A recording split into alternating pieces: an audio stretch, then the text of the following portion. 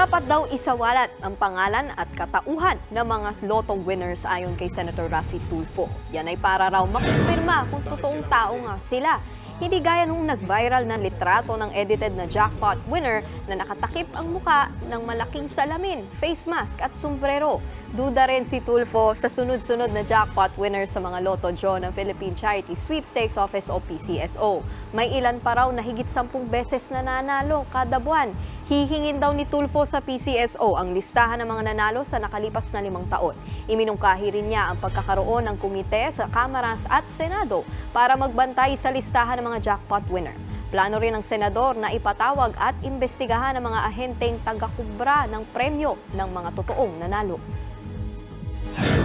Kung akong tatanungin, I would prefer na may publish yung pangalan at katauhan ng mga winners. Dapat yan sabihin na at ipakilala kung sino yung mga winner kasi wala namang nasa batas natin. Wala sa batas natin na ipinagbabawal yun.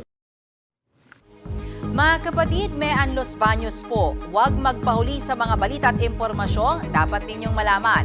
Para sa mas malawak na balitaan at diskusyon, mag-follow at mag-subscribe sa social media pages ng News 5.